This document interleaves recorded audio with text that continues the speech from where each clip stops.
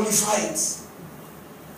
Like I was speaking to my friend, they had the terrible accident on Saturday. See, and before he had the accident, he said something was telling me. He said something was telling me, go this way. He said, I thought about it. I was going that way. Then last minute, I just changed my mind. See, uncertainty is what will mark an open door. You see, because an open door requires a level of faith. It will require a level of faith. It will require you acting your faith. The Bible says the just shall live by faith. Faith is the evidence of things unseen. You can't see what is beyond the door. Even God, even Jesus did not tell them what was big. He just said the door is open. He didn't tell them what is inside the open door. He didn't classify it. He left it. Because let me tell you, faith is uncertainty. You have to base. The Bible says that even the heroes of faith, the Bible says they believed in the things that they did. They were expecting something. They didn't know what they would get. God speaking to Abraham, he says, follow me to a place that I will show you.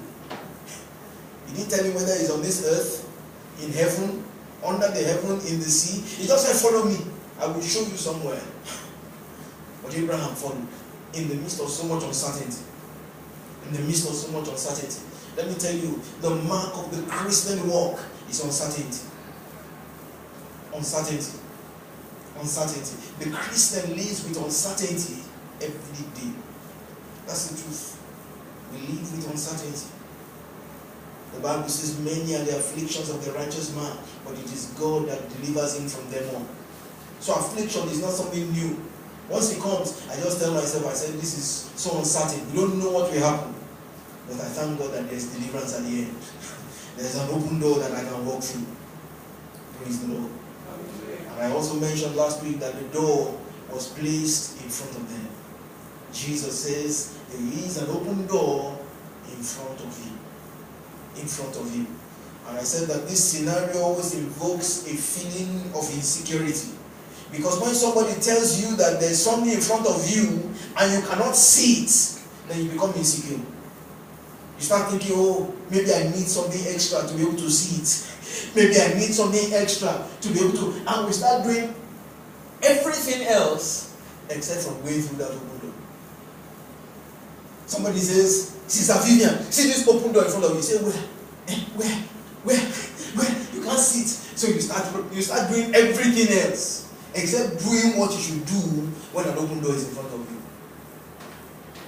Does that make sense? Praise the Lord. Finally, I said, bravery is required. Bravery. You need to be brave. Let me tell you, Christianity is not for the faint-hearted. Let me just make that clear to you tonight. That's why Paul is saying, he says, endure hardness as a good soldier. He calls Christians soldiers. See, people that are livered do not make soldiers. You see, when they are recruiting soldiers, they make them do tests to make sure that they are strong enough, to make sure that they are capable enough to do the work of the soldier. That's why Paul said, he says, you have to be a soldier. For you to run this race, for you to be an effective Christian, for you to walk this walk, let me tell you, it's not for the livered at all. It's not for people who just think that life is a merry-go-round, just coasting through. I told you last week that the church in Philadelphia were faithful. That was the hallmark of this open door. And let me tell you, if you want open doors, you must be faithful. What's faithfulness? Faithfulness is ensuring that you remain constant. Faithfulness is ensuring that you are temperate. Paul says you must be temperate. Temperate means that you don't waver. Some people, their fervency comes to church will be so much. Then one time they will just stop. Then you won't see them for like 1 month. Then after 1 month again they start coming. That's not temperate. Temperate is you come to church twice a week. Come twice a week. And you are faithful. They will know that when they look around, when we don't see one seat, when we see that seat empty, we say, brother so and so is not in church today. Then one day you will look at the chair and it's there. And and then he's there for the next couple of weeks, and then another time he will take off again. See, we must be faithful. The Bible says obedience is better than sacrifice. Obedience. Obedience means that you listen and you follow what you are listening. You begin to implement it. That's what it means. Some of the things I mentioned last week. I mentioned how many wonderful doors have been crossed. But because of people's focus on all the wrong things, sometimes, let me tell you, some people enter the doors and they come out again. It seems very strange, but let me tell you, it's true. Some people take those opportunities, and in the midst of it, that's why the Bible says, a man that will put his hands on the plow and look back is not fit for the kingdom. So many people put their hands and then they begin to look back. See, that's what the children of Israel were doing in the desert. They got to the desert. They started walking with God. God was walking. The Bible says he was a pillar of cloud by day, a pillar of fire by night. He was walking before them. God says, I won't leave you. I will go before you. You see, God was walking in front of them. And when he was walking in front of them, they kept looking back. They kept saying to themselves, do you remember in Egypt? Those cucumbers. They started thinking about food. Can you imagine? God was in front of them. It's like God appears here now in front of us. And while he's in front of us, somebody starts thinking, I remember last Christmas. If you see the rice and chicken, see how vain people can be. They start thinking about food. See, and God was very upset with them. You see, God demands faithfulness. Faithfulness. And let me tell you, faithfulness is not in what we do. Let me tell you the truth. Faithfulness is inside. Where your heart is. Where your heart is.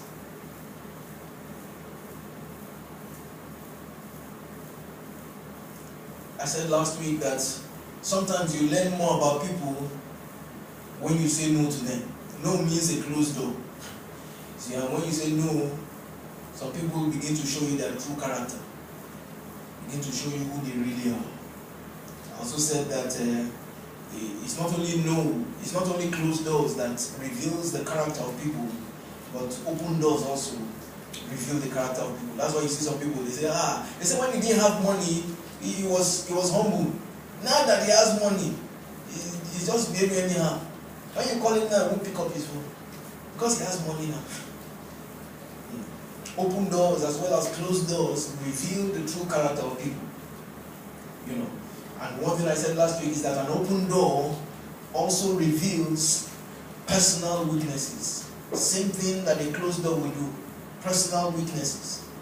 Personal weaknesses. I said last week, and I quoted that scripture in Proverbs chapter 20, verse 27. I said when we first become Christians, the first thing is the lamp. The Bible says the lamp of God on the inside of you. See, what that lamp does is that it produces a kind of warmth. It gives you a kind of glow on the inside. You now begin to feel, oh, I have something. You know, away from all the troubles. You know, young Christians, you know, when you first give your life to Christ, that time you pray for sweets, God will give you sweets. Pray for tom, God will give you, you know, you have that warm glow on the inside of you. You see, and that warmth also is the light that God gives you. You know, sometimes you can come to a service and say, Pastor was talking about me. It was just me. The light of God begins to shine in some dark areas. But let me tell you something, that as you begin to grow, what happens is that light is also a source of revealing. You get to a point that light will also begin to reveal to you who you really are. Some of you think you know yourselves, you don't. You see, the more you begin to look into the Word of God, God will begin to reveal some things about you. Some things you didn't see last year, you will see this year. Because you look more into the Word of God. Praise the Lord.